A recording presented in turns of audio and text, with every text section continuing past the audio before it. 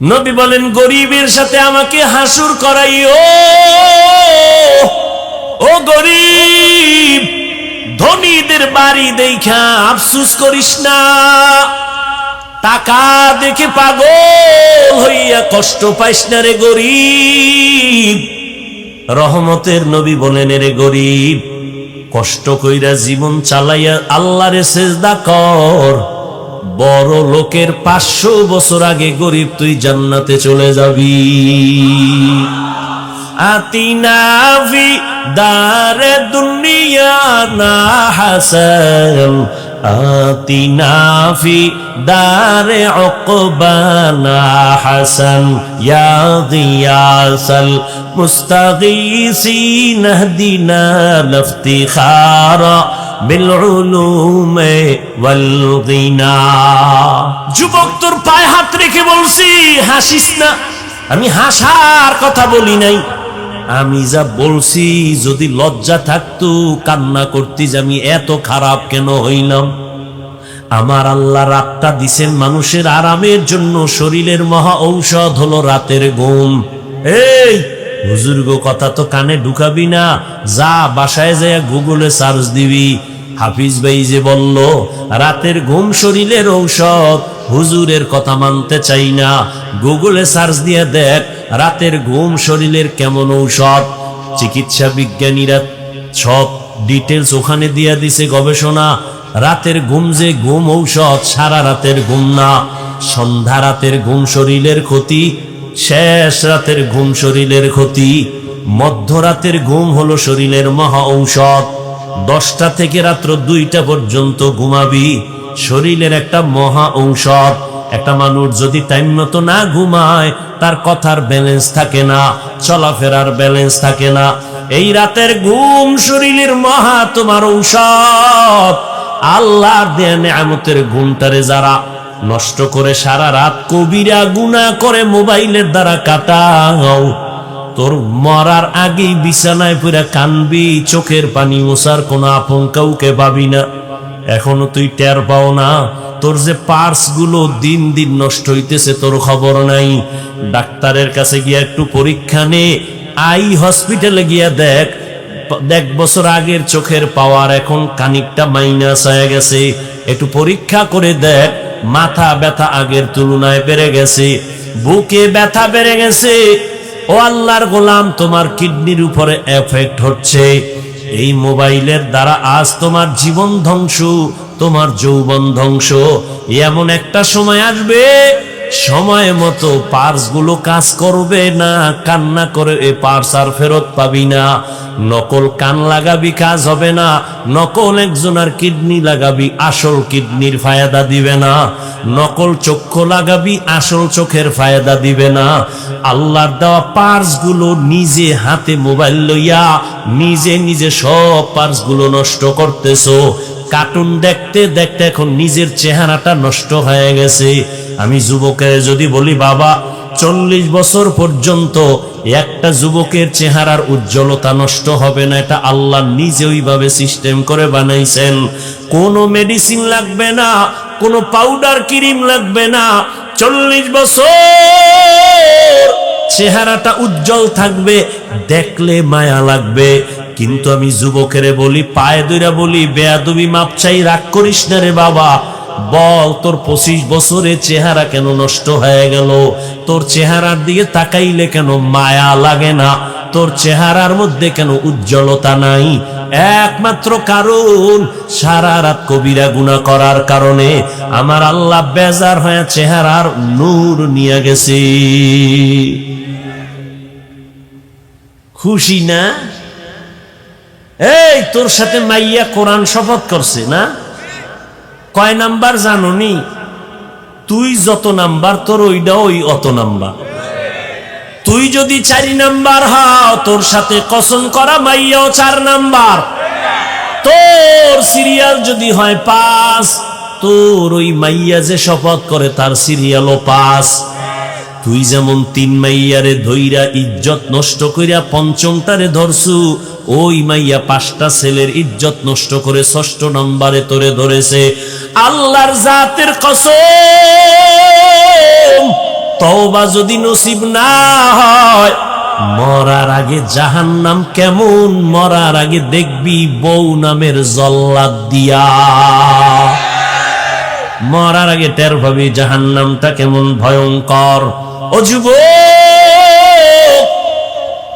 ভালো করে বুঝো, কয়দিন আর বাহাদুরি করো মা? তোমার মতোই তো যুবক জীবনে মাদ্রাসায় পড়ে নাই। সত্য কথার সাক্ষী দিও, জবান বন্ধ রাখিও না। আজকে তোমাকে বয়ান করতেছি, তোমার মতো যুবক জীবনে মাদ্রাসায় পড়ে নাই, স্কুল কলেজে পড়িয়া বলো 5 বেলার নামাজ পড়ে, সত্য কথাটা স্বীকার করো, আছে না নাই? আমি তোমার পায়ে হাত রেখে বিনয়ের সাথে বলি, তুমি একটু তোমার বিবেকটাকে প্রশ্ন করো, তুমি কেন নামাজ পড়তে পারো না?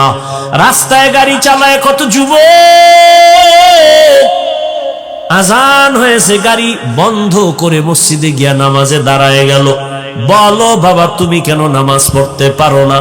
তোমার মতো যুবক তাকায় দেখো, নদীর মধ্যে মাছ ধরে নৌকায় বসে নামাজ পড়ে নাই, ছাড়ে না।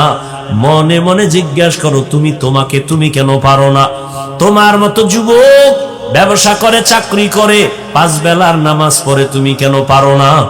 জমিনের মধ্যে কৃষি কাজ করে, নামাজ ছাড়ে না, তুমি কেন পারো না রে বাবা?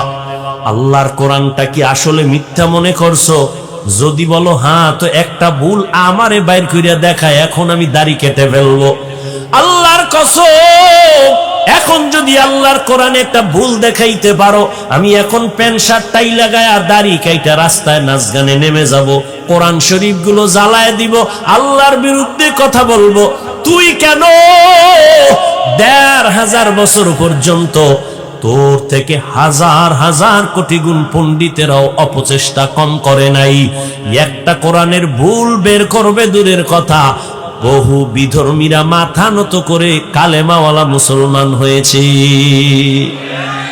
তুকু যাও সুন্নতে আহমদ কুজা বা মুহাম্মদ কাবুয়াদ নিসবতরা মান আহাব্বা সুন্নতি কওলে রাসূল মজদায়ে কানা মাই হাম কুন কবুল।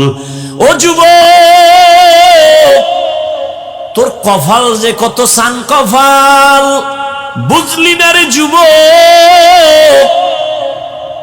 কি যে মাটির মধ্যে কত খনিজ সম্পদ যে আছে বাংলাদেশে, বাঙালি বুঝলি না? এই মাটির নিচে গ্যাসের খনি, এই মাটির নিচে স্বর্ণের খনি, এই মাটির নিচে তেলের খনি। ধন্য তোমার জীবন যদি কাজে লাগাইতা, চুরি না করতা। ও যুবক, তোমার ভেতরে কিন্তু এমন মেডিসিন আমার আল্লাহ দিয়া পাঠাইছেন, তুমি একটা যুবকের দ্বারাই সম্ভব আমার বাংলাদেশ না গোটা দুনিয়াটা কন্ট্রোলে নিয়ে আসা। তবে সেই ক্ষেত্রে তোমার মেধা সঠিক পথে চালাইতে হবে, সুন্দর আদর্শ দিয়া। কিন্তু কি লাভ হবে? নিজের হাতে ছুরি লইয়া নিজের জীবনটারে নষ্ট করে ফেলতেছো, চরিত্রটাকে নষ্ট করে ফেলতেছো। আল্লাহ না করুন, আল্লাহ না করুন, আল্লাহ না করুন। আমি আজকেও বলে আসছি, মাগরিবের পরে এক জায়গায় 2500-এ যদি আল্লাহ তোরে এই সময় দুনিয়ার থেকে নিয়ে যায়, দুনিয়ার থেকে যদি তুমি মরিয়া যাও, আল্লাহ না করুন, কথার কথা যদি আজ মরে যাও, যুবক একটু ভাবছো নিজে, তোর আব্বা আম্মা কানলেও কিন্তু ভেতরে ভেতরে খুশি হবে কেন? ছেলেটার চরিত্র এত খারাপ, ওর কারণে আমরা সমাজের মানুষের সামনে মুখ দেখাইতে পারি না। মইরা গেছে, একটা বালা গেছি গা। একটু চিন্তা কর, তোর কপালটা এত খারাপ কেন যে তুই মইরা গেলে তোর মা বাপ খুশি হবে, তুই মরে গেলে ইমাম সাহেব খুশি, কারণ তার সাথে আচরণ ভালো করো নাই। তুই যদি মরিয়া যাও, আলেমরা খুশি, কারণ তোর ফেসবুকের স্ট্যাটাস দেখে মানুষ কষ্ট পায়। তুই মইরা গেলে তোর বন্ধুটা পর্যন্ত খুশি, কারণ তুই বন্ধুর সাথে ব্যবহার ভালো করো না। একটু বালিশে মাথা লাগাইয়া চিন্তা করিস, কুত্তা শুয়ারে রে আল্লাহ পাক চিন্তা করার মতো মেধা দেন নাই, ভালো মন্দ যাচাইয়ের মেধা মানুষকে দিছেন। ও যুবক বাবা, তুমি একটু চিন্তা করো। রহমতের নবী 1500 বছর আগে বলেছেন, ও যুবক বাবারা, এমন এক টাইমে আমি মক্কায় আসছি যেই সময় মক্কার মানুষ চরিত্রহীন, খারাপ, আমার আপন বলতে কেউ নাই।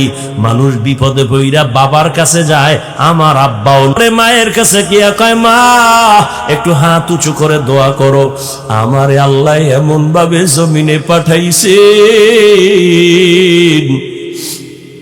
আমার চারদিকে এই পরিমাণ দুশ্মন, আমি দোয়া চাওয়ার জন্য আব্বারেও পাইলাম না। 6 বছরে মা হারায় বড় অসহায়, কিন্তু আমার অন্তরে একটু খুশি। ওই বিপদের সময় আমার উপকার যারা করেছে অধিকাংশ যুবক, আর আমার বিরোধিতা করেছে যারা বুড়া। যুবকেরা আমার উপকার করেছিল। এই গৌরীপুর এলাকার মুসলমান যুবকরে 1500 বছর পরে একটু দাঁড়াইয়া বলতে পারবিনি আমার মদিনার নবীর আদর্শের উপকার কি করলি? একটা মানুষ দাড়ি রাখছে, যদি খুশি হইয়া বলতে, যুবক ভাই তুমি দাড়ি রাখছো নি? কয় হ্যাঁ, ধন্যবাদ তোমারে, দোয়া করিও আমিও যেন রাখতে পারি। তাহলে নবী খুশি হইতেন, আল্লাহ খুশি হইতেন। কিন্তু না, তোমার কপাল এত খারাপ, একটা যুবক ছেলে দাড়ি রাখার পর তুমি আবার তারে নিরুৎসাহিত করিয়া বলো, এই তুই দাড়ি রাখছো? কাহা বয়স কত? এত এত তাড়াতাড়ি বুজুর্গ, লজ্জা করে না? বিয়ে শাদী করছো? কয় না। এত তাড়াতাড়ি? তোমার থেকে সান্ত্বনার বাণী পাইল না। অথচ নবী বলেন, যুবক আমার উপকার করেছে, বুড়ারা আমার বিরোধিতা করেছে।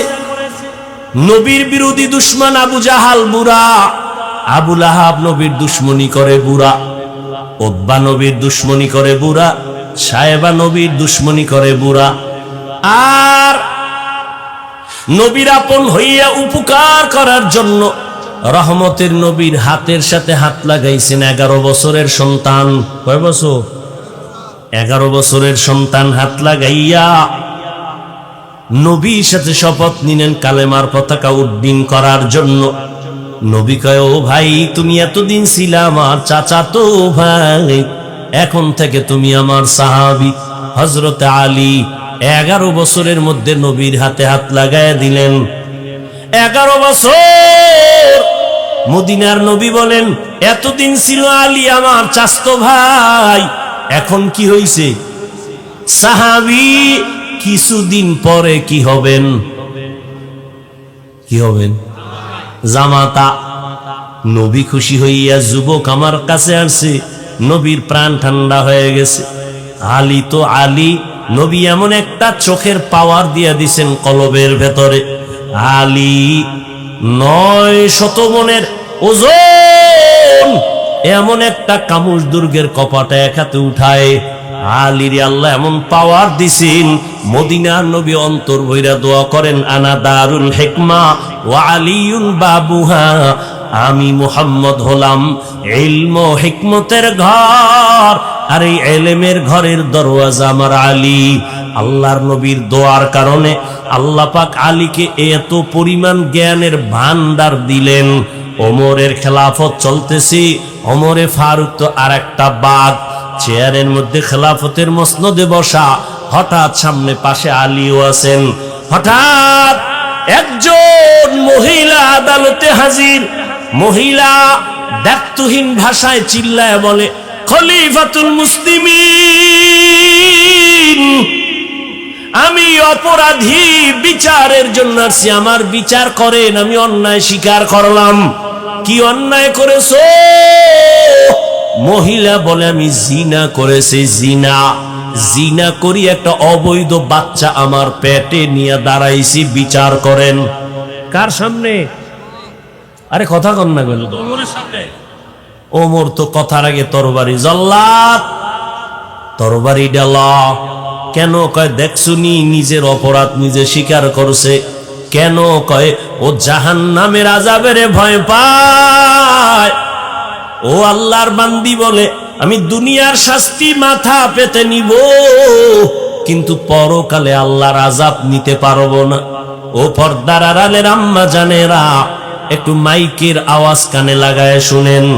এতক্ষণ আপনাদের সন্তানদের যেই পরিমাণ বয়ান আমি শুনাইলাম রে মা, এই সন্তানগুলোকে যদি আমার কথা বাস্তবায়ন করার জন্য চেষ্টা করা হয়, আম্মা জান আপনাদের অবদান ছাড়া সম্ভব হবে না।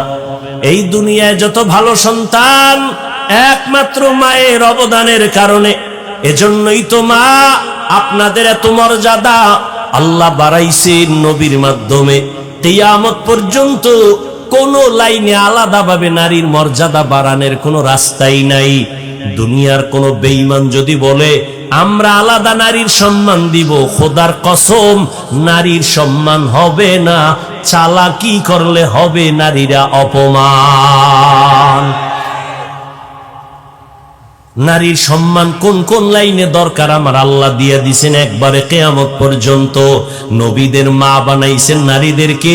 আম্মা জানদের বেলায় বলবনি দিয়ে একটা কথা, এরে আম্মা জান আপনাদের জীবনটা তো ধন্য, আপনারা নবীদের মায়ের মতো মা, সাহাবায়ে কেরামের মায়ের মতো দামি মা। আপনারা এই যে স্টেজের মধ্যে হাফেজে কোরআনদের বাগড়ি দেওয়া হলো, একটু চিন্তা করেন ওর মা কত খুশি, ওর বাবা কত খুশি, কলিজাটা ভরে গেছে। দোয়া করি তবে ভয়ও আছে, যেমন খুশি তেমন ভয়। যদি আমার এই ছাত্র বাবারা আল্লাহর কোরআন বুকে নিয়ে গুনায় লিপ্ত হইয়া যায়, আমার আল্লাহ বরদাস্ত করতে পারবেন না। ভালো ছাত্র সামান্য অন্যায় করলে আল্লাহ তারে ধইরা ফালায়, শিক্ষক তারে ধরে ফেলে। আল্লাহর কোরআন যার সিনায় লাগাইছে, নিচে ভিতরে 30 পারা ঢুকানো, ওই বান্দা আল্লাহর কাছে এত প্রিয়, সামান্য গুনাহ করলে আমার মাওলা সইতে পারে না। আল্লাহ ঠাস করে একটা হোঁচট খাওয়ায়া দেয়, দুনিয়া থেকে চলে যায়। আল্লাহর কাছে দোয়া করি কোরআন যাদের সিনায় নিল, হাফেজ আলেম, আল্লাহ তাদেরকে আদবওয়ালা জিন্দেগি দান করেন। আল্লাহওয়ালাদের ওস্তাদের দোয়া নিয়া, মা বাবার দোয়া নিয়া শান্তি আর সম্মানের জীবনে চলতে পারে তৌফিক দান করেন। ও পর্দার আড়ালের আম্মা জানেরা, আপনারা তো খাদিজা রাদিয়াল্লাহু তাআলা আনহার মতো নারী, ফাতেমা রাদিয়াল্লাহু আনহার মতো দামি নারী, আপনারা তো আয়েশা রাদিয়াল্লাহু আনহার মতো নারী।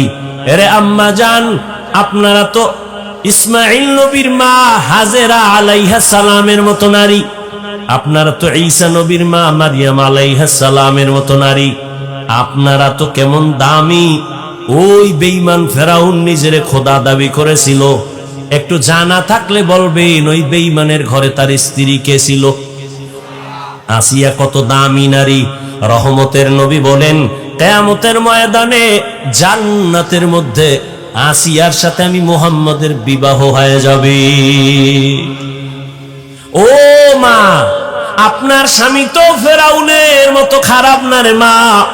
আপনি যদি একটু নামাজ আদায় করতেন আর হাত উঁচু করে দোয়া করতেন, আপনার স্বামী যাই হোক না কেন আপনার জন্য হলেও তো একটু কষ্ট করে বাইরে গিয়া।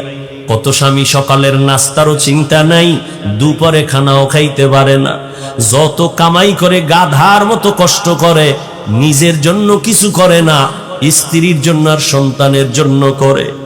নিজে খাইলো না না খাইলো চিন্তা নাই, স্ত্রী খাইলো কিনা, সন্তান খাইলো কিনা পেরেশান।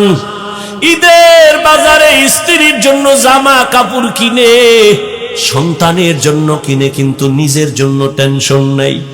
যত স্বামী কাজ করে কষ্ট করে সব হলো পরিবারের জন্য। আল্লাহর নবী সান্ত্বনা দিয়া কয়, ও স্বামী, তুমি যে কষ্ট কইরা তোমার স্ত্রী সন্তানের পেছনে তো টাকা ব্যয় করো, মনদারে এত ঘাবড়াইও না, শান্তির জীবন নাও, খুশির সংবাদ নাও। তুমি মাদ্রাসা মসজিদে যদি এই টাকাগুলো দান করতা, যা সওয়াব পাইতা, তোমার স্ত্রী সন্তানের পিছনে ব্যয় করিয়া তার থেকে বেশি সওয়াব পেয়ে যাইবা। ও পর্দার আড়ালের আম্মা জান, ঘরে আসার পরে যদি স্বামীকে সালাম দিয়া বরণ করে একটু বুঝাইতেন, ও স্বামী আমার, আমার আব্বাজানের ঘর ছাড়িয়া মায়ের কোলের মায়া বাদ দিয়ে আমি আপনার ঘরে চলে আসছি। না খাইয়াও দিন কাটাইতে রাজি, খাইলে পাবো না খাইলে পাবো তার কোনো চিন্তা নাই। তবে আপনার কাছে আমার একটা দাবি, আমরা ঘরের মধ্যে বাচ্চা নিয়ে যে থাকি, আপনার কাছে অনুরোধ, কোনোদিন হারাম টাকা ঘরে নিবেন না, ঢুকাবেন না। হারাম টাকা দিয়া আমাদের সন্তানের পবিত্র রক্ত নাপাক করব না। না খাইয়া কষ্ট করব, তারপরেও না হারাম খাইয়া আমাদের রক্ত নাপাক করব না। ও আম্মা জান, আপনি যদি এইভাবে হাসি মুখে স্বামীটাকে বুঝাইতেন, ঘরের মধ্যে কোনো স্বামী হারাম ঢুকাইতে পারত না। হালালের মধ্যে বরকত দেখতেন আপনার সন্তান মা বাবার বাধ্য হতো। যেই মা বাবায় সন্তানের হারাম খাওয়ায়, মক্কা মদিনার ইমাম দিয়াও দোয়া করাইলে ওই সন্তান কোনোদিন মা বাবার খেদমত করবে না। এজন্য হালাল খাওয়াবেন। ও আম্মা জান, আপনার সন্তানটাকেও যদি ছোট থেকে কোরআন পড়াইয়া ডাক্তার বানাইতেন, আপনি মরিয়া গেল সন্তান ডাক্তার হইয়াও কোরআন পড়ে দোয়া করতে ভুলতো না। আপনার সন্তানটারে যদি বুঝাইতেন, বাবা আমি তোর মা, সবাই তো মাকে সম্মান করে, ও বাবা তোর কাছে আমার দাবি, তুই কামাই রুজি কইরা আমারে খাওয়াবি চাই না, আমি চাই তোর প্রশংসা যেন মানুষ করে দোয়া করে। আলেম ওলামার দোয়া নিবি, মুরব্বি পাইলে সালাম দিবি, দোয়া নিবি। আম্মা জান, সন্তানগুলোকে যদি এইভাবে বুঝাইতেন, আপনার সন্তান কোনোদিন মা বাবার সাথে বেয়াদবি করতো না, আলেম দেখলে সালাম দিত, বরদোয়া নিত না, ওস্তাদের সাথে বেয়াদবি করতো না, দোয়া নিয়ে চলতো। আপনার কপাল খুলতো, সন্তানের জীবনটা উজ্জ্বল হয়ে যাইত। ও আমার মা বোনেরা, আপনাদের মতো কত মা এখনো আছে নামাজ পড়ে, পর্দা করে, স্বামীর মালের খেয়ালত করে না। ও বোনেরা, আপনাদের মতো কত বোন আছে লেখাপড়া করে, নামাজ পড়ে, মোবাইলে সময় নষ্ট করে না, চরিত্র নষ্ট করে না। একটা মানুষের অমূল্য ধন চরিত্র। চরিত্র নষ্ট হয়ে গেলে মানুষটার কোনো মূল্য থাকে না। এ আল্লাহর বান্দারা, এখনো যদি যারা এই গুনায় লিপ্ত, চরিত্র নষ্ট, তওবার দরজা খোলা। আল্লাহর ইবাদতের জন্য এখনো সময় দিতে পারো না রে যুবক। ইবাদত বড় দামি একটা সম্পদ। আমার নবীকে আমার আল্লাহ মেরাজের বেলায় আব্দ শব্দ বলে ইশারা করলেন। তিনটা কারণে নবীকে আল্লাহ আব্দ শব্দ বলেছেন মেরাজের ঘটনার শুরুতে। নবীকে আল্লাহ বান্দা বলিয়া বুঝাইছেন। বেঈমান নাস্তিকেরা ওরা নবীর মেরাজটা সরাসরি বিশ্বাস করে না। আমি আব্দ শব্দ দিয়া বুঝাইলাম, বান্দা শুধু রুহের নাম না, বান্দা শুধু দেহের নাম না। রুহু আর দেহটার দোনোটার সংমিশ্রণে হয় একটা মানুষ, একটা বান্দা। অতএব আমি আমার বান্দারে যে মেরাজ করাইছি, এই কথাটাই প্রমাণ আমার নবীর মেরাজ স্বপ্ন যোগে হয় নাই, সরাসরি হয়েছে। দ্বিতীয় আব্দ বলার কারণ হলো, আব্দ মানে বান্দা, বান্দার সাথে আল্লাহর সম্পর্কের নাম ইবাদত। ইবাদত যে করে তার নাম আব্দ, যার ইবাদত করে তিনি মাবুদ। আমার নবী পৃথিবীতে যত মুমিন মুসলমান ইবাদত করে, এর থেকে শ্রেষ্ঠ ইবাদত করনেওয়ালা হলেন আমার নবী। আমার নবীর চাইতে ইবাদত করনেওয়ালা কেউ আছে? আম্মা জান আয়েশা রাদিয়াল্লাহু তাআলা আনহাকে কে সাহাবায়ে কেরাম জিজ্ঞাসা করলেন, নবীজির আশ্চর্য ধরনের কোন ঘটনা আছে শুনাইবেননি? আম্মা জান বলেন, নবীজির আশ্চর্য নাই বলতে কি ঘটনা আছে? সবই তো আশ্চর্য। নবীর এমন কোন ঘটনা নাই যেটা আশ্চর্য না, আচমকা না, অলৌকিক না। ও নবীর আশিক, ও যুবক, ইবাদতের লাইনে আমরা টুপি পরছি, আল্লাহর মোহাব্বতে নবীর তরিকায় দাঁড়িয়ে রাখছি।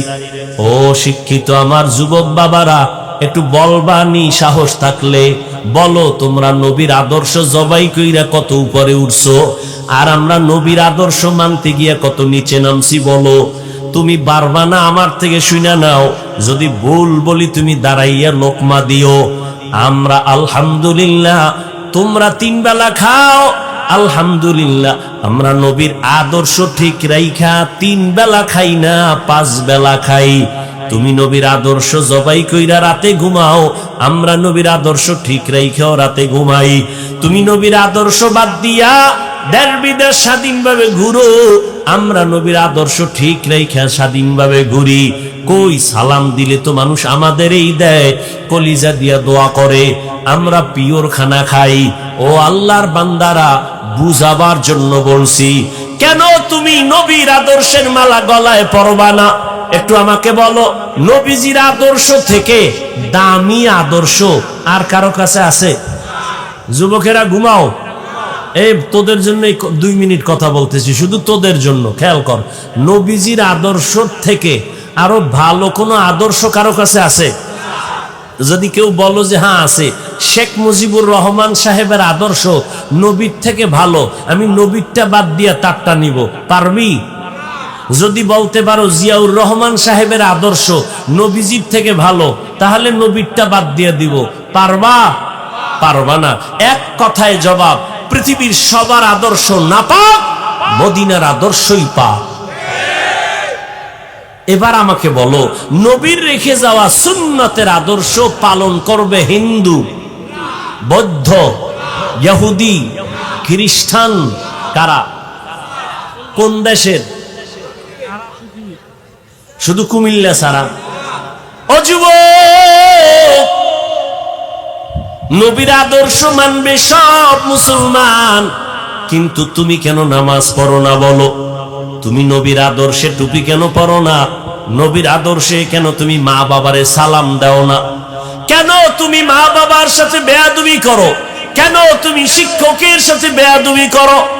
আমি তোমাকে ডাক্তার হওয়ার জন্য দোয়া করি।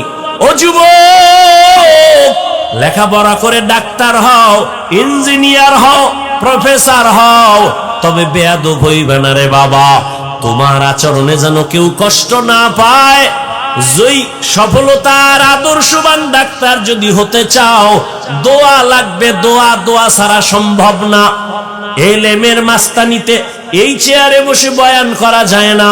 দোয়া আছে, দোয়া মা বাবার দোয়া, দ্বিতীয় দোয়ার পুঁজি শিক্ষকের দোয়া। আমার আব্বা আম্মা আমার এই চেয়ারে বসানোর ক্ষেত্রে দোয়া করছেন ঠিক, কিন্তু আপনাদের সামনে বয়ান আমার আব্বা আম্মা শিখান নাই, আমারে ধৈরা ধৈরা বয়ান শিখাইছেন আমার শিক্ষক। অতএব আমার দোয়ার বড় সফলতার প্রথম পুঁজি আব্বা আম্মার দোয়া। যুবক, ভালো করে মনে রাখিস, তোমার জীবনের সফলতার দোয়া দ্বিতীয় শিক্ষকের দোয়া, তৃতীয় মুরব্বী উলামায়ে কেরামের দোয়া। ও যুবক, তাদের বরদোয়া নিবা না। যেমন তাদের দোয়া সফলতা, তাদের বরদোয়াও কিন্তু একটা আগুন। শিক্ষকের বরদোয়া একটা আগুন, উলামায়ে কেরামের বরদোয়া আগুন। অতএব বাবা, দোয়া নাও, মা বাবার জীবনটা সফল হবে। শিক্ষকের দোয়া নিও। যদি দোয়া নিতে নাও পারো, পাও দুইটা ধইরা বলি, যদি বলো হাফিজ ভাই নিচে নাইমা পাও ধরো, বল আমি লাফ দিয়া নিচে আসি, আমি পায়ে ধইরা শেষ বেলায় একটা কথা তোমাদের বলে যাই। যুবক বাবা, সফলতার জীবন যদি চাও, মা বাবার দোয়া নাও। দোয়া নিতে যদি নাও পারো, পায়ে ধরে বলছি, কখনো বরদোয়া নিও না, শিক্ষকের দোয়া নিও। যদি দোয়া নিতে নাও পারো, পায়ে হাত রেখে বলছি, বরদোয়া নিবা না। খবরদার, উলামায়ে কেরামের দোয়া নিও। যদি না পারো, বরদোয়া নিও না। বলবা লাভ কি হবে বরদোয়া নিলে? আল্লাহর কোরআন আমার টেবিলে আছে, কোরআন সাক্ষী, আল্লাহর কসম, যদি মা বাবার বরদোয়া লাগিয়া যায়, শিক্ষকের বরদোয়া লেগে যায়, আলেমের বরদোয়া লেগে যায়, মরার আগে মইরা যাবি, মানে রুহু থাকবে, হাত থাকবে না, চোখ থাকবে না, পঙ্গু হয়ে যাবি, চাকার তলে কখন মাথা ঢুকে যাবে টের পাবি না। সব জায়গার বরদোয়া চলে না, সাবধান। মা বাবার বরদোয়া কিন্তু আগুন, মরার আগে তুই শেষ। উস্তাদের বরদোয়া কিন্তু আগুন, মরার আগে উলঙ্গ পাগল হয়ে রাস্তায় ঘুরবি। এই রাস্তাঘাটে চলি, আল্লাহ সাক্ষী, মিথ্যা বলি না বাবা, বুঝাবার জন্য বলি। কত পাগল দেখছি, ইংলিশে কথা কয়, আবার আরবিতেও কথা কয়। আমি চিন্তা করলাম, পাগল হইয়া কি আবার ইংরেজি শিখছে, আরবি শিখছে নি? খুঁজে দেখলাম না। তাহলে পাগল আবার ইংলিশ কয় কেন? খবর কোথাও না পাইয়া একা একা ভাবলাম, ভেবে চিনতে বের করলাম আসলে ছেলেটা স্কুলের ভালো ছাত্র ছিল, শিক্ষকের বেয়াদবির কারণে রাস্তার পাগল হয়ে গেছে। ছেলেটা মাদ্রাসার ভালো ছাত্র ছিল, ওস্তাদের সাথে বেয়াদবির কারণে রাস্তার পাগল হয়ে গেছে। ও যুবক, তোমার জন্য আমার জীবনের বড় একটা বয়ান, দোয়া যদি মা বাবার নিতে নাও পারো, পাও ধরে বলি বড়দোয়া নিও না। মা বাবার দোয়া নাও, শিক্ষকের দোয়া নাও, মুরব্বি ওলামাদের দোয়া নাও।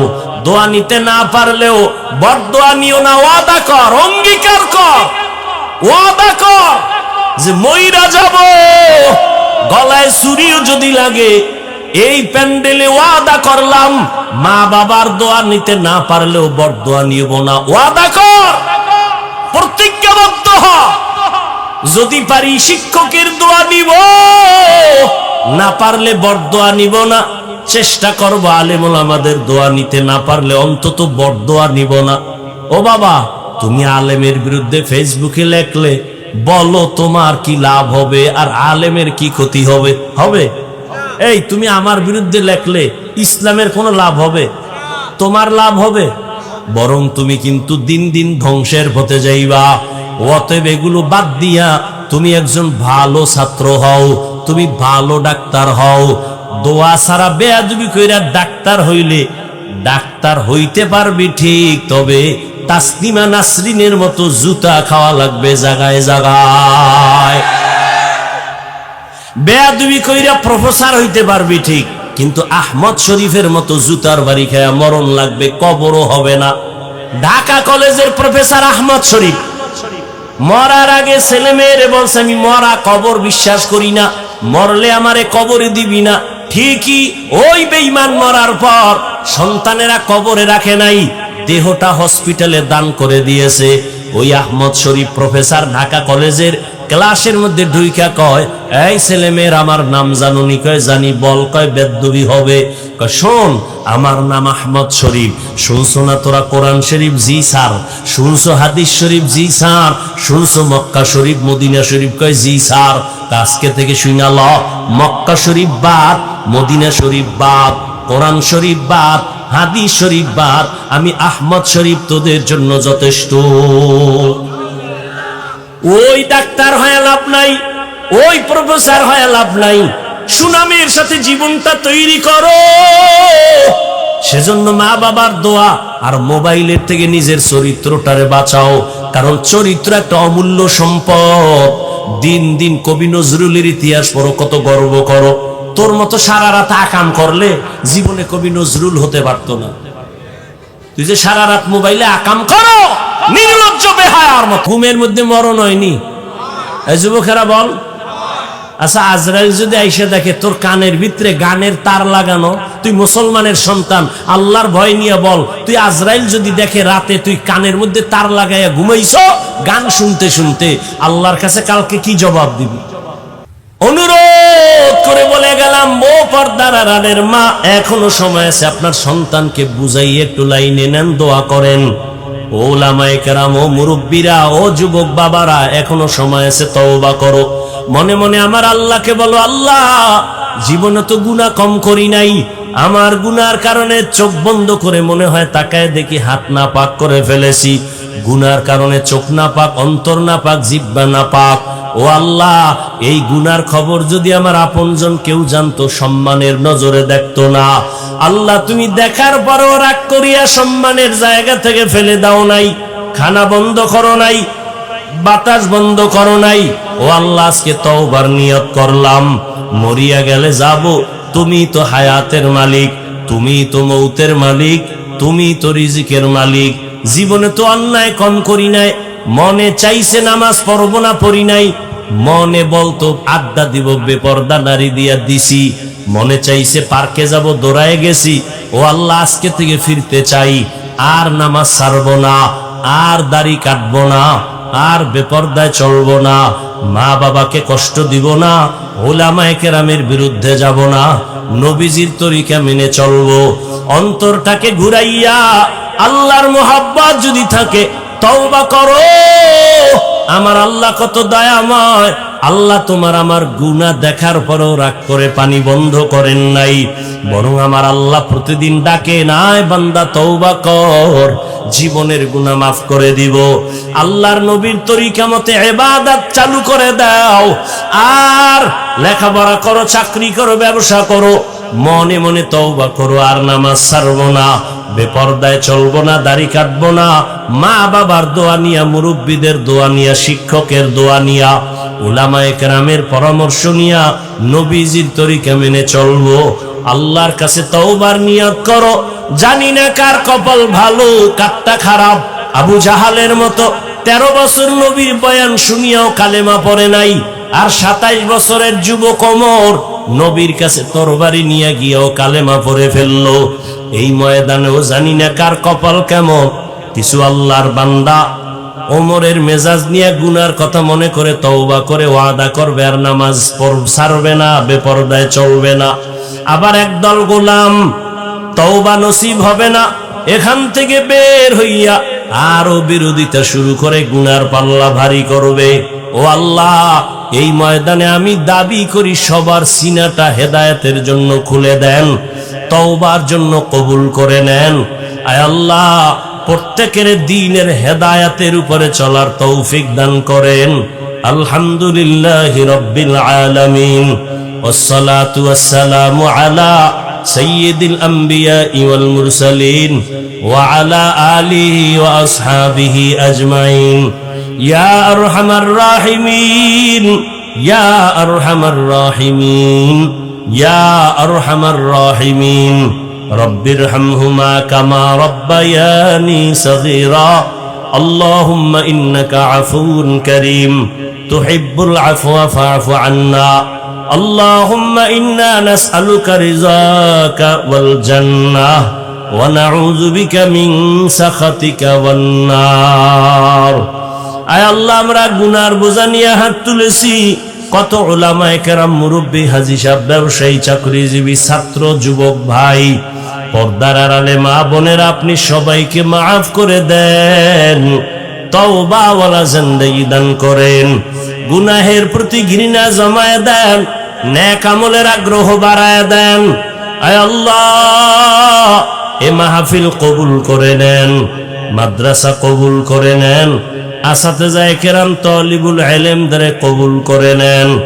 আয় আল্লাহ, মুহিব্বিন, মুতাআল্লিকিন, সহযোগিতাকারীদের কবুল করে নেন।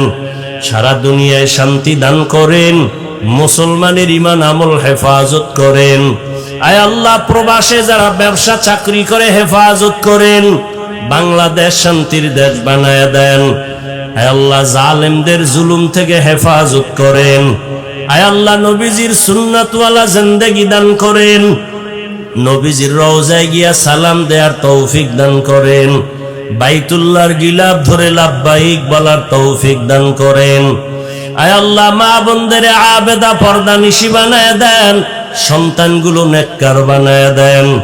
আয় আল্লাহ, প্রত্যেকটা যুবকের দিনের খাদেম বানায় দেন। মোবাইলের গুনাহের থেকে হেফাজত করেন, মোবাইলের গুনাহের থেকে হেফাজত করেন, মোবাইলের গুনাহের থেকে হেফাজত করেন। আয় আল্লাহ, আমাদের সবাইকে নামাজি, কোরআন পড়নেওয়ালা বানায় দেন। কামা ফাদ্দালা মাকানান আলা মাকান ওয়া ইনসানান আলা ইনসান। ونشهد أن لا إله إلا الله وحده لا شريك له، لا ضد له ولا ند له ولا مثل له. ونشهد أن سيدنا وسندنا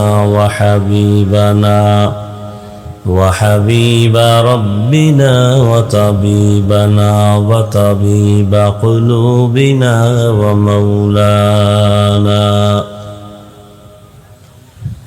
ومولانا محمدا عبده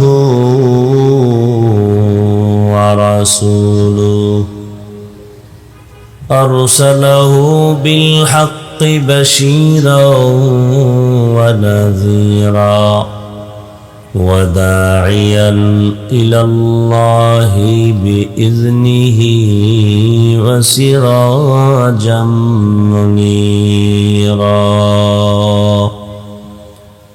اللهم صل على محمد النبي الأمي وعلى آله وسلم تسليما وبعد فأعوذ بالله من الشيطان الرجيم بسم الله الرحمن الرحيم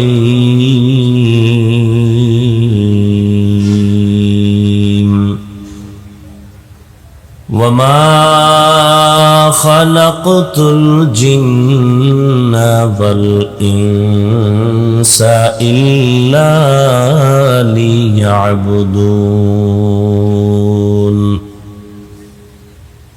وقال النبي صلى الله عليه وآله وسلم لا طاعة لمخلوق في معصية الخالق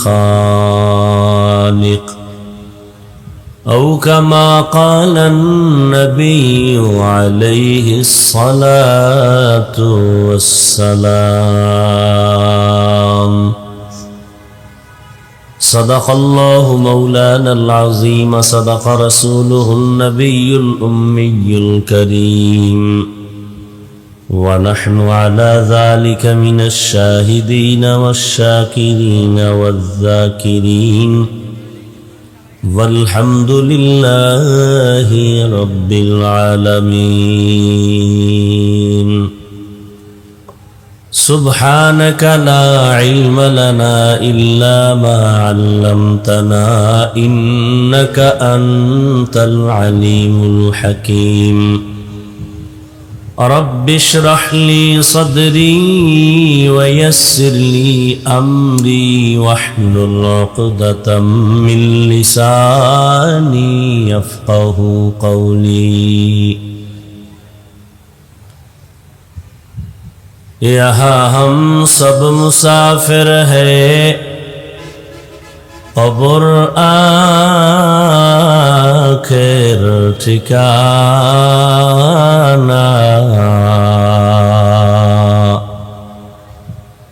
कोई आगे रवाना है कोई पीछे रवाना कोई आगे रवाना है कोई पीछे रवाना हकीकत खुल जाएगी बवक़्त इम्तिहान तेरे हकीकत खुल जाएगी बवक़्त इम्तिहान तेरे कि सुस्ती में या मेहनत में गुजारी जिंदगी तूने कि सुस्ती में या मेहनत में गुजारी जिंदगी तूने मुहम्मद ने आकर कुफर को मिटाया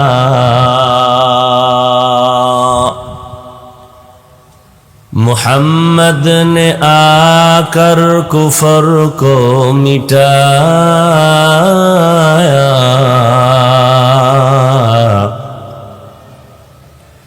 कुफर को मिटा कर सदाकत बताया कुफर को मिटा कर सदाकत बताया ला इलाहा इल्लल्लाह ला इलाहा इल्लल्लाह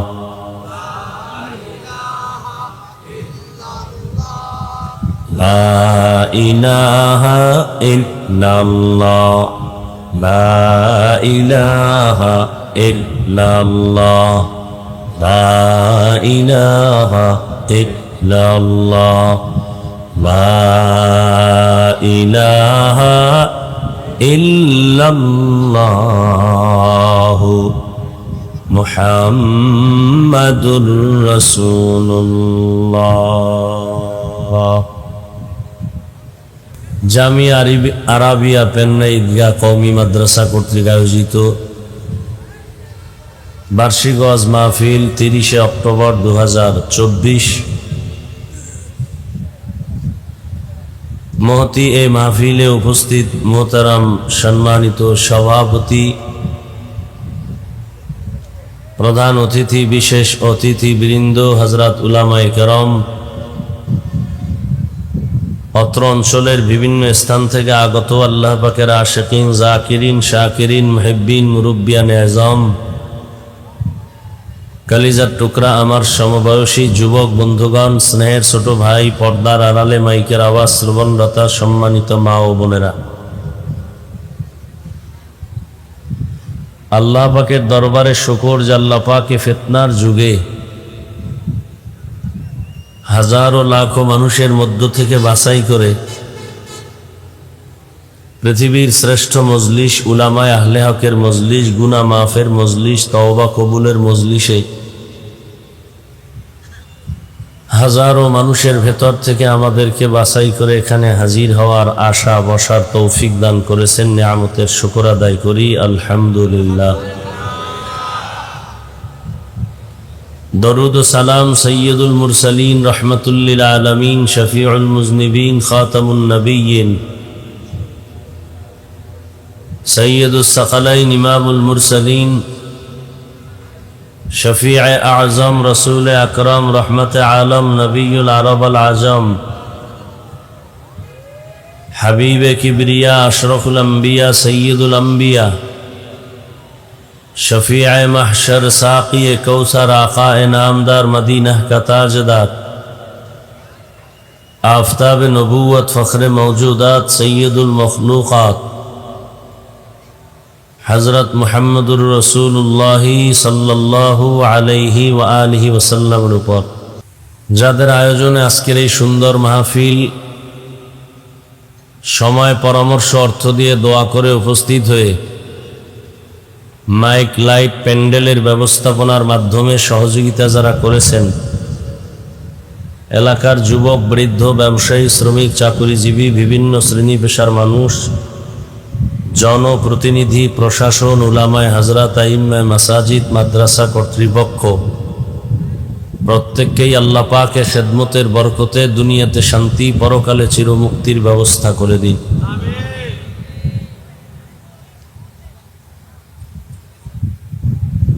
হযরত উলামায়ে কেরাম দীর্ঘ সময় কোরআন সুন্নাহর আলোকে আলোচনা রেখেছেন, সবরের সাথে আপনারা শ্রবণ করেছেন।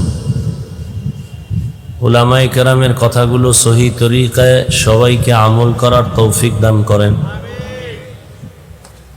উলামায়ে কেরামের ইজ্জতকে আল্লাহ বেশি বেশি বাড়ায় দেন। কি সবাই আমিন বলেন না? সমস্যা? উলামায়ে কেরামের বিরুদ্ধে যারা ফেসবুকে লেখালেখি করে, মিডিয়ায় অপপ্রচার চালায়, আল্লাহ এদের হেদায়েত দান করে। আমি আপনাদের দোয়া নেওয়ার জন্য আসছি এবং সংক্ষেপ আলোচনার জন্য কোরআনে হাকিমের এক আয়াতে কারিমা, রসুলের হাদিস থেকে এক টুকরো হাদিস পড়েছি। ইখলাস ও রুহানিয়তের সমন্বয়ে, সহি নিয়তে, সহি তরিকায়, সহি কিছু কথা আমাকে বলার মতো, আপনাদেরকে শুনবার মতো আল্লাহ পাক রব্বুল আলামিন তৌফিক দান করেন। ওয়ামা খালাকতুল জিন্না ওয়াল ইনসা ইল্লা লিয়াবুদুন। আল্লাহ বলেন, হে মানুষ, আমি মানুষ এবং জিনকে সৃষ্টি করি নাই, হ্যাঁ করেছি একমাত্র ইবাদতের জন্য। নবীজি বলেন, লা তাআতা লি মাখলুকিন ফি মাসিয়াতিল খালিক। আল্লাহকে অসন্তুষ্ট করে পৃথিবীর ভিন্ন কারো আদেশ নিষেধ মেনে নেওয়া হারাম। আল্লাহকে অসন্তুষ্ট করে মা বাবাকে খুশি করা হারাম। আল্লাহকে অসন্তুষ্ট করে পীরকে খুশি করা হারাম। আল্লাহকে অসন্তুষ্ট করে ওস্তাদকে খুশি করা কি হারাম। এক কথায় দুনিয়ার সবাইকে বেজার করা সম্ভব, কিন্তু আল্লাহর বিরোধিতা, আল্লাহকে অসন্তুষ্ট করা সম্ভব না। এই হলো হাদিসের কথা। এখন ধরে নেন, আপনি পর্দা করলে আত্মীয় স্বজন বেজার, পর্দা করলে আত্মীয় স্বজন কি, আল্লাহ খুশি। এখন আপনার পরীক্ষা, আপনি কি আল্লাহর খুশিতে পর্দা করবেন না আত্মীয় স্বজনকে খুশি রেখে বেপর্দায় চলবেন? এটা আপনার পরীক্ষা। দাড়ি রাখলে আল্লাহ খুশি, আত্মীয় স্বজন কি বেজার। এখন আপনার পরীক্ষা, আপনি আত্মীয় স্বজনের খুশি রাখার ক্ষেত্রে দাড়ি কাটবেন না আল্লাহর সন্তুষ্টির জন্য দাড়ি রাখবেন? এটা কি পরীক্ষা। এই পরীক্ষায় যারা পাস এরা জান্নাতি, যারা ফেল তারা জাহান্নামী।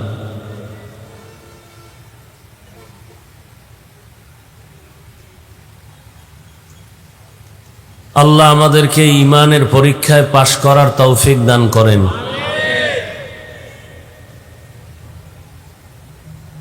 তাহলে দুনিয়ার সবাইকে বেজার করা সম্ভব, আল্লাহকে বেজার করা সম্ভব না, কিন্তু আমরা করি। দুনিয়ার সবাইরে খুশি রাখতে গিয়ে আল্লাহর বিরুদ্ধেই বেশি করি।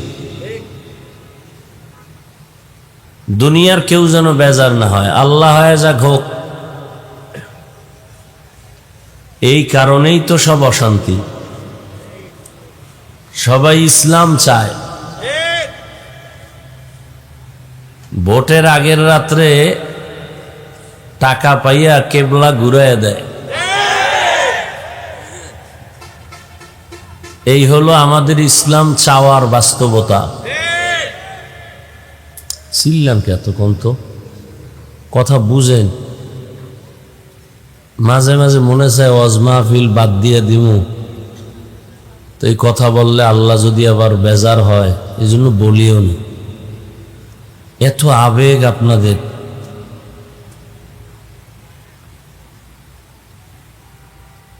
এখন মোনাজাত দিয়া বাসায় যাওয়ার পালা, কারণ আমাদের ওয়াজও ইবাদত, নামাজও ইবাদত। কোনো ইবাদত করতে গিয়ে ভিন্ন কোনো আমলের ক্ষতি করা যাবে না। এজন্য খুব সংক্ষেপ দু চারটা কথা বলবো। ওয়াজ হেদায়েতের গ্যারান্টি না, যে 2 ঘন্টা বয়ান করলে সব হেদায়েত পাবে, এর গ্যারান্টি আছে কি? আপনাদের ধারণা কি আছে? নাই। স্বয়ং নবীজি বয়ান করতেছেন, কত পিওর বয়ান। সেই বয়ান শুনলো এবং নবীকে দেখলো, যে নবীকে এক নজর দেখলে জাহান্নামের আগুন হারাম, যে নবীজের চেহারা মোবারক এক নজর দেখলে পেটের ক্ষুধা নিবারণ হয়ে যায়, সেই নবীজিকে মন ভরে 13টা বছর দেখলো, বয়ান শুনলো, এরপরও কপালে হেদায়াত আসলো না, কালেমা পড়লো না। আপনাদের জানা মতে বলেন তো সে কে? আবু জাহাল। অন্যদিকে এক যুবক 27 বছর বয়স, কত বছর? তরবারি হাতে নিয়ে দৌড়ায় নবীকে জবাই করবে। কাছে গিয়া নবীজির এক নজর দেখে বলে, নবী আপনি আমার কল্লা কেটে দেন আর কালেমার রশি গলায় লাগায়া। এরপরে 27 বছরের যুবক নবীকে জবাই করতে গিয়া কালেমা পড়ে ফেলল, আর 13 বছর নবীরে দেখলো, এরপরও কালেমা পড়ল না। এই হলো ইমানের হালাত আর পরীক্ষা। এর নাম কপাল। ঘরে আগুন লাগছে, নতুন ভাবে ঘর করা যাবে, কপাল পুড়ে গেলে নতুন কপাল আর পাওয়া যায় না। কপাল পুড়ে কেন? মা বাবার সাথে বেয়াদবির কারণে। কপাল পুড়ে শিক্ষকের সাথে বেয়াদবির কারণে। কপাল পুড়ে ওলামায়ে কেরাম মুরব্বীদের সাথে বেয়াদবি করার কারণে। এদের দ্বারা যেমন কপাল পুড়ে, আবার লাইন মতো চললে কপাল খুলে। আল্লাহ আপনাদের নিয়ে আসছেন, কেউ জোর করে এখানে আসতে পারেন নাই। অনেকে আসতে চেয়েছিল, পারে নাই। এখানে আসতেও কপাল লাগে, এখানে বসতেও কপাল লাগে, দোয়া করে গুনাহ মাফ করাইয়া তওবা করে যাইতেও কপাল লাগে। এখানে সবাই বসতে পারবে না। টাকা তো অনেকেরই আছে, মক্কা তো ইচ্ছা করলে মাসে 2 বার যেতে পারে, যুগ যুগ হয়ে গেছে যেতেই পারে না। টাকার অভাব নাই। বাইতুল্লাহ যাইতে টাকা লাগে না, কপাল লাগে। কি লাগে? এই মিয়া জবান খুলেন, কি লাগে? দুনিয়ার ভাবসাব যা প্যান্ডেলের বাইরে, এখানে কোনো ভাব নাই। এখানে নিজেরে যত ছোট মনে করতে পারেন, কপাল খুলবে। এটা ভাবের প্যান্ডেল না, এটা কান্নার প্যান্ডেল, তওবা করার প্যান্ডেল, গুনাহ মাফ হওয়ার প্যান্ডেল। অতএব কোনো ভাব দেখাইলে কপাল পুড়ে যান। আল্লাহ সবাইকে হেদায়াত দান করে।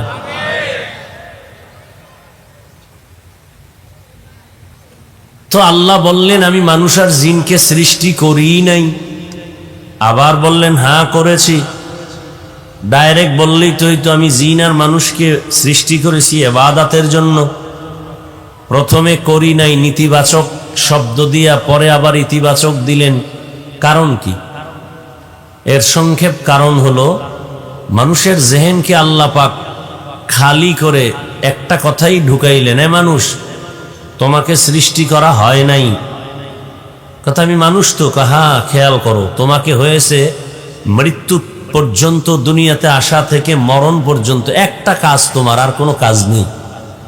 খাওন দাওনের কাজ তোমার না, ঘুমের কাজ তোমার না, চলার কাজ তোমার না। তোমার জীবনে কাজ একটা, ইবাদত। তোমার জীবনে কাজ কয়টা?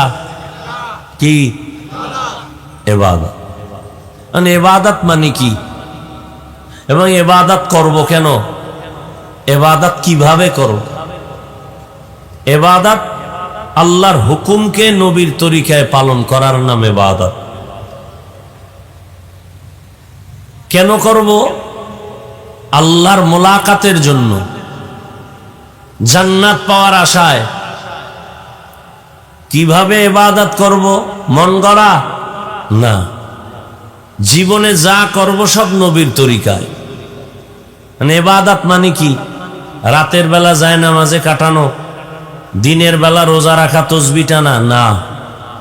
একটু আগেই বলছি, জীবনে যা করবে মুমিন, দুনিয়াতে আসা থেকে মরণ পর্যন্ত যা করবে সব ইবাদত।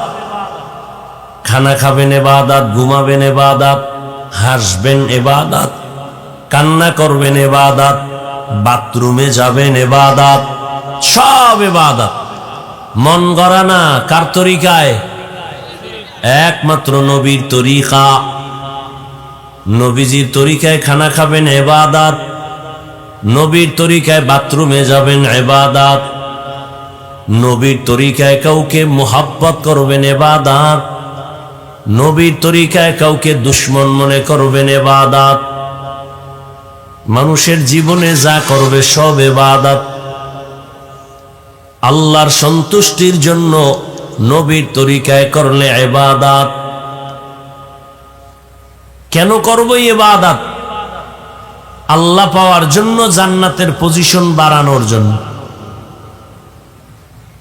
দুনিয়াতে আর কোনো কাজ নাই ইবাদত ছাড়া। রাজনীতি করবেন তাও ইবাদত। কখন ইবাদত হবে? যদি নবীর তরিকায় হয়। নবী রাজনীতি করছেননি, শুধু করেন নাই, পৃথিবীর প্রত্যেকটা মানুষকে রাজনীতি শিক্ষা দিয়ে গেছেন। নবী হলেন পৃথিবীর শ্রেষ্ঠ রাজনীতিবিদের শিক্ষক, আর কোরআন শরীফ হলো পৃথিবীর শ্রেষ্ঠ রাজনীতির কিতাব। আর পৃথিবীতে সংসদ ভবন বা পার্লামেন্ট হলো রসুলের মসজিদ, মসজিদে নববী। আর আমরা কি বলি? মসজিদে রাজনীতি চলবে না। কে কয় যে দুর্নীতি আর পেটনীতি করে? এরা কয়। এরা কয় মসজিদে রাজনীতি চলবে না। তার মানে হুজুর যে কোরআনের রাজনীতি করবে তা চলবে না, উনি যে পচা রাজনীতি করবে, ধান্দাবাজি করবে, এটা চলবে। হুজুর কোরআনের লাইন মতো চললে মসজিদের ইমামতি থাকা কঠিন, আর উনি পচা পায়খানা খাইয়াও কমিটিতে থাকতে সমস্যা নাই। আর আমার দেশের ছেলেরা নাকে তেল লাগায় ঘুমায়, দেশ স্বাধীন। হ্যাঁ, তুমি এখানে নাকে তেল লাগায় ঘুমাও, দেশ স্বাধীন। আর ঢাকাতে মা বোনেরা সাংবাদিক সম্মেলন করে বলে আমাদের অধিকার ফেরত চাই। কি অধিকার? কয় দেহ ব্যবসা করে খাইতাম, ওই দেহ ব্যবসা করে আবার স্বাধীনভাবে চলবো, কারো হস্তক্ষেপ থাকা যাবে না, সেই অধিকার চাই। আর তুমি নাকে তেল লাগায় ঘুমাও স্বাধীন। মুসলমান স্বাধীনভাবে ঘুমাতে পারে না। মুসলমান 24 ঘন্টা চোখ কান খোলা রাখতে হবে। মুসলমান তো নাকে তেল দিয়ে ঘুমাবে সেদিন এদেশের ময়দানে ওলামায়ে কেরাম দ্বীনের বয়ান করবেন, কোনো বেনামাজি সুদখোরের অনুমতি নিতে হবে না যেদিন। মুসলমান তো নাকে তেল লাগায় ঘুমাবে সেদিন এদেশের প্রত্যেকটা মসজিদ মাদ্রাসার কমিটিতে বেনামাজি সুদখোর থাকবে না যেদিন। কিন্তু দোষ দিবেন কারে? আকাম তো আপনিই করেন। ওই যে একটু আগে বলছি, ইসলাম চায় ভোটের আগের রাত্রে কেবলা ঘুরায় দেয় হাদিয়া পাইয়া, সুদ খাইয়া, টাকা খাইয়া। আল্লাহ হেদায়েত দান করুন। এই জন্য আপনি রাজনীতি করেন ইবাদত হিসাবে। আপনাদের কি ধারণা ইসলামের মধ্যে রাষ্ট্রীয় ব্যাপারে কোনো সমাধান নাই, কোনো নীতি নাই? কেন বলেন ইসলামে রাজনীতি নাই? আপনার কথা এটা বুঝায় না যে ইসলাম সব দিক থেকে কমপ্লিট, একদিক থেকে দুর্বল। কোরআন শরীফে সব আছে, একদিক থেকে দুর্বলতা আছে রাষ্ট্রীয় ব্যাপারে। আপনি এই কথা বলার দ্বারা তো এটাই প্রমাণ হয়। অথচ কোরআন শরীফ তো কমপ্লিট, কিয়ামত পর্যন্ত এক সংবিধান।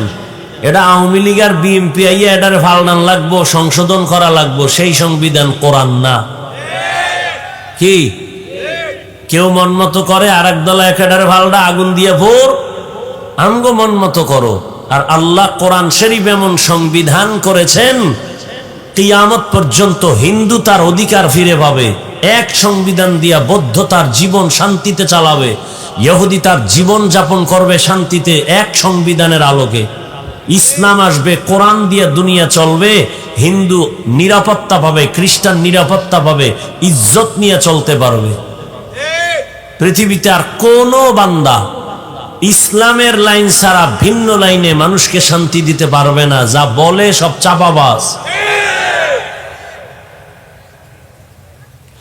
ওয়ামা খালাকতুল জিন্না ওয়াল ইনসা ইল্লা লিয়াবুদুন। আল্লাহ বলেন আমি মানুষ আর জিন সৃষ্টি করলাম একমাত্র ইবাদতের জন্য। কার ইবাদত? একমাত্র আল্লাহর ইবাদত। নবীর তরিকা মতো চলবেন, বাথরুমে যাবেন ইবাদত। আর নবীজির তরিকা বন্ধ করে যদি আপনি নামাজ পড়েন তাও ইবাদত হবে না। নবীজির তরিকা বাদ দিয়া যদি রোজা রাখেন ইবাদত হবে না। একজনে রমজানে রোজা রাখছে, 30টা রোজা রাইখা আবেগ বাইরে গেছে, কয় ঈদের দিনও রোজা থাকি, সওয়াব হবে? কি হবে? কেন হবে? নবীর তরিকায় নাই। একজনে মাগরিবের নামাজের ফরজ 3 রাকাত দাঁড়াইয়া পড়তে গিয়া শেষ রাকাতে গিয়া টেনশন করে, বেজোর পরে লাভ কি, আরো 2টা সেজদা বাড়াইয়া আমার রবের আর 1 রাকাত উপহার দিয়া 4 রাকাত জোর বানায় দেই। হবে? কেন হবে না? নবীজি তরিকায় নাই। আল্লাহ যেমনে বলছেন নবীকে দেখাইছেন, ওই ভাবে তুমি করবা, বুঝে আসুক আর না আসুক মানবা, পালন করবা, এর নাম গোলামি। যারা গোলামি করবা তোমার নাম আবেদ। কাজের নাম ইবাদত, যে কাজ করে তার নাম আবেদ, যার জন্য করে তার নাম মাবুদ। একমাত্র মাবুদ হলেন আমার আল্লাহ, কাজের নাম হলো ইবাদত। আর আমরা যারা ইবাদত করি আমরা হলাম আবদ বা আবেদ। বান্দার সাথে আল্লাহর গভীর সম্পর্ক একমাত্র ইবাদতের সূত্র ধরে। এই জন্য কোরআন শরীফে আমার আল্লাহ অনেক নবীর নাম নিছেন, রহমতের নবীর নাম আল্লাহ কখনো নেন নাই। নূহ নবীরে আল্লাহ ডাকছেন ইয়া নূহ, মূসা নবীরে ডাকছেন ইয়া মূসা, ইব্রাহিম নবীরে ডাকছেন ওয়ানাদাইনাহু ইয়া ইব্রাহিম,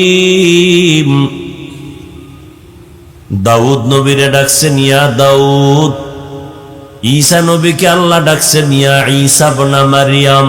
এই উঠা বসা করলে মোনাজাত দিয়ে দিই, এনে মস্কারা করতে আসি না, তামাশা করতে আসি নেই। আমাদের প্রত্যেকটা সেকেন্ডের মূল্য আছে।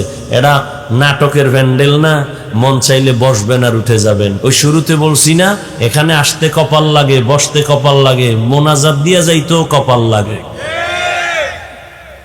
সোনাবন্ধের গান গাইতে আসি নেই, আর আপনাদেরকে বড় পাক্কা মুসল্লি হুজুর বানাবো এজন্য আসি নেই। অতএব ভয় পাইয়েন না, হুজুরে বোধহয় আমাকে বুজুর্গ বানাই দিয়ে যাবো, কোনো টেনশন নেই। কাউকে বলবো না যে টুপি লাগাও, তসবি পড়ো, জায়নামাজ লও, পাগড়ি লাগাও, না, একবারও বলবো না, কোনো টেনশন নেই। কি বলি এটা শুনো। আমার নবী মুহাম্মদ কার বন্ধু? জবান খুলেন, আল্লাহর বন্ধু। আল্লাহ পাক রব্বুল আলামিন তবে আলাদা করছেন কি? সব নবী সব রসুল আমি আল্লাহ তাআলার আশিক, আর আমি আল্লাহ নিজে হলাম মুহাম্মদের আশিক। এই ও কই সাউন্ডটা বাড়াইতে পারো না? গেছে কই বিড়ি টানতে?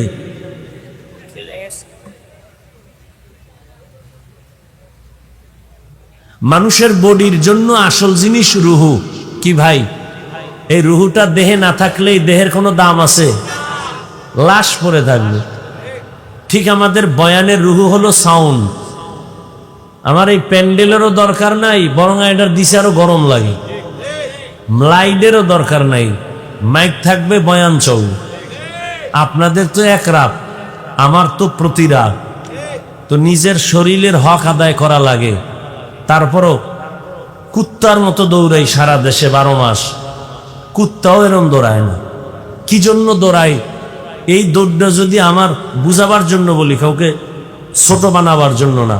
এ আপনাদের মুসলমানের পিছনে না দৌড়াইয়া 12 মাস না, শুধু 6 মাস 1 ঘন্টা করে যদি হিন্দুদের মন্দিরে দৌড়াইতাম, খ্রিস্টানদের গির্জায় যাইতাম, পুরা বাংলাদেশের ইহুদি, খ্রিস্টান আর হিন্দু সব মদিনার পাগল হয়ে যেত।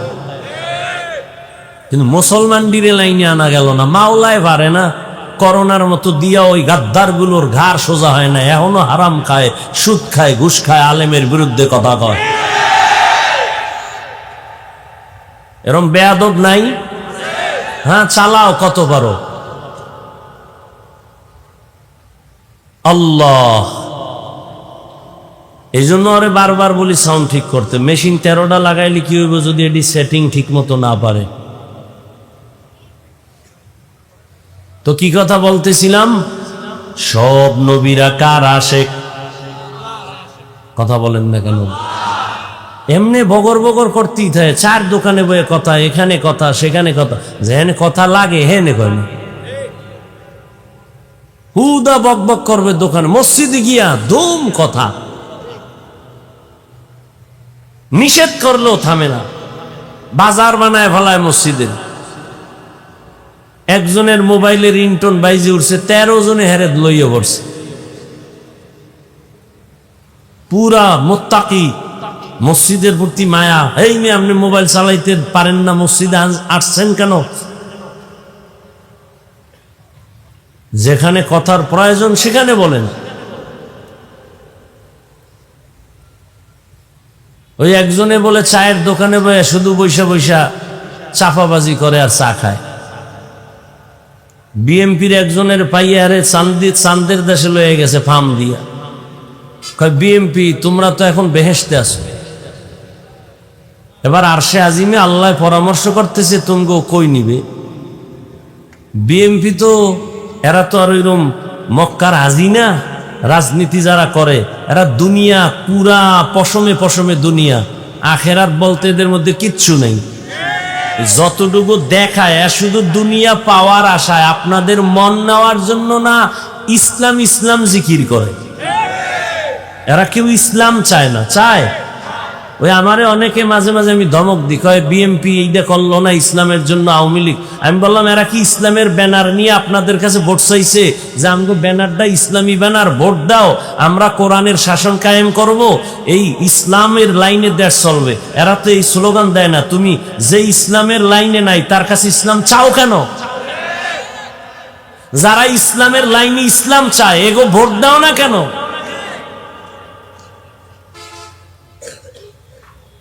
বর্তমানে আমগো হুজুরদের মধ্যে আলেম চেয়ারম্যান আছে না বাংলাদেশে? আসেনি? খবর লও তো, সারা বাংলাদেশের চেয়ারম্যান এক পাল্লায় উঠাও, আর আমগো ওলামায়ে কেরাম যারা চেয়ারম্যানই করে এদেরকে খবর লও।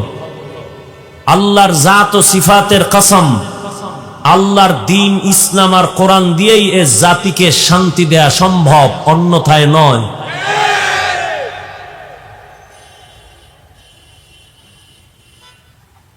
তো চায়ের দোকানে বইয়া বিএমপির এই কথা কইলে হে খুশি না বেজা? ও মিশা কইছে তো হে খুশি। দোকানওয়ালা রেখে তাড়াতাড়ি দুধ বেশি দিয়ে একটা দুধ চা দাও, হ্যাঁ রুটি দাও। এই বিএমপি ভাগছে আইসা আওয়ামী লীগের একটা। কাহারে তোমরা এত টেনশন কেন করো? চোখটা খুললা দেখবা তোমরাই। এ ফাম পায়ে কয় আরে শুধু দুধ চা না, রুটির লগে কলাও দাও। এইরকম চাপাবাজি কইরা 13 কাপ চা খাওয়া শেষ। হঠাৎ করে আইসে একজন এই প্রাইমারি স্কুলের মাস্টার, হে তো শিক্ষিত, হেরো মগা মনে কইরা দেখছে 2-1 কাপ খাওয়ান যায়নি। জিজ্ঞাসা স্যার আমারে চিনেননি? কয় না। সর্বনাশ, আমাকে চিনেন না? আমি তো বিদেশি, একজন প্রবাসী। আমি সৌদি আরব 3 বছর, কাতারে 2 বছর, সিঙ্গাপুরে ছিলাম 4 বছর। এত যে চাপাবাজি করে, স্যার এখনো চায়ের অর্ডার দেয় না। স্যার তো বুঝে ফেলছে এত বক বক করে কার। স্যার একটা প্রশ্ন করে ফেলছে, আপনি কানাডা গেছেন, কুয়েত গেছেন, কাতার গেছেন, সৌদি গেছেন, তাহলে আপনার ভূগোল সম্পর্কে তো অনেক অভিজ্ঞতা আছে। বলে হ্যাঁ হ্যাঁ 3.5 বছর ছিলাম। স্যার এবার বুঝলেন যে এটা আসলে কথার পাগল না, এটা চাপাবাজ। চাপাবাজি করে করে করে করে মানুষের থেকে ধান্দা করে। এ দুনিয়ায় সবগুলোই চাপাবাজি করে দুনিয়া পাওয়ার জন্য। এই জন্য আমি সেদিন ঢাকায় বলেছি, ও যুবকেরা, আল্লাহর কসম করে বলি, তোমরা এই জীবনে যত আপন পাইছো সব স্বার্থপর। তোমাদের জীবন নিরেট, তোমাদের জীবনের আপন বন্ধু হলো একমাত্র উলামায়ে কেরাম। এছাড়া তোমাদের আপন কেউ নেই। দেখো না, এত গালি দাও, এত বিরোধিতা করো, এরপরও আলেম দোয়াই করে, কখনো বড় দোয়া করে না। দেখলে হাসি মুখে সালাম দেয়, বাবা কেমন আছো। এই ব্যবহার তোমাকে কেউ দিবে না। আর তুমি যে যাদের পিছনে দৌড়াও, স্বার্থে আঘাত লাগলে দল থেকে শুধু নাম কাটে না, কল্লা কেটে দেয়। আল্লাহ সব ভাইকে হেদায়াত দান করেন। আল্লাহ তাআলা বলেন, সব নবী পয়গম্বর আমার আশিক, আর আমি আল্লাহ একমাত্র মুহাম্মদের আশিক। ব্যবধান আছে না নাই? বন্ধু শব্দের অনেক শব্দ আছে আরবিতে। আল্লাহ বন্ধু মনে করিয়া ঈসা নবীর একটা উপাধি দিলেন রূহুল্লাহ, মূসা নবীরে দিলেন কালিমুল্লাহ, ইব্রাহিম নবীরে দিলেন খলিলুল্লাহ, আদমরে দিলেন সফিউল্লাহ, দাউদরে দিলেন খলিফাতুল্লাহ। এইভাবে সবাইরে দিয়া আল্লাহ হাবিবুল্লাহ রাখলেন তার আপন বন্ধু মুহাম্মদের জন্য। আল্লাহ কোরআনে কোন নবীর নাম নিছেন, কিন্তু আপনার আমার নবীর নাম নেন নাই, বরং নবীরে ডাকছেন ফাঁকে ফাঁকে, তেমন নাম ধরে ডাকেন নাই। এমন দামি দামি শব্দ বলেছেন যেই শব্দটার ব্যাখ্যা ছাড়া কখনো সুযোগ নাই বুঝার মতো। বিশাল অলংকার যুক্ত শব্দ, ছোট্ট শব্দ। রাহমাতুল লিল আলামিন, ইয়া আইয়ুহাল মুজাম্মিল কুমিল লাইলা ইল্লা কালিলা, ইয়া আইয়ুহাল মুদ্দাসসির। নবীরে ডাকলেন ইয়াসিন, তাহা। নবীরে ডাকলেন সিরাজাম মুনীরা, নবীকে ডাকলেন খাতামুন নবীন। আল্লাহ কোথাও নবীর নাম ধরে ডাকেন নাই। কিন্তু নবীর জীবনে দুইটা আশ্চর্য ধরনের সফর হয়েছিল। একটা সফর জমিনে, আর একটা হয়েছিল আসমানের উপরে। দুই সফর বড় আশ্চর্য ধরনের। এক সফর আল্লাহ পাক রব্বুল আলামিন সুখের সফর করাইছেন, আর একটা সফর নবীর জীবনের বড় দুঃখের সফর করেছিলেন। দুই সফরের দুইজন সফর সঙ্গী।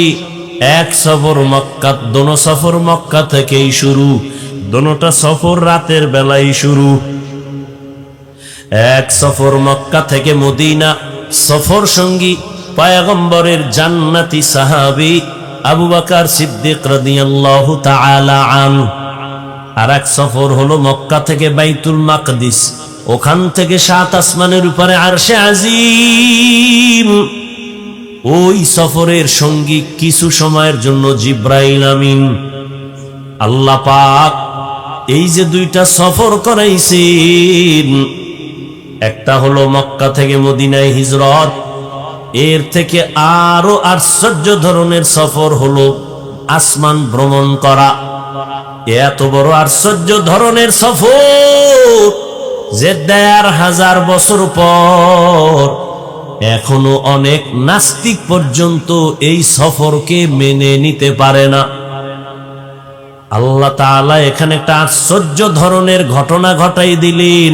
কোরআন শরীফে সূরা ইসরার ভেতরে বলেছেন, সুবহানাল্লাযী আসরা বিআবদিহি লাইলাম মিনাল মাসজিদিল হারামি ইলাল মাসজিদিল আকসাল্লাযী বারাকনা হাওলাহু লিনুরিয়াহু মিন আয়াতিনা।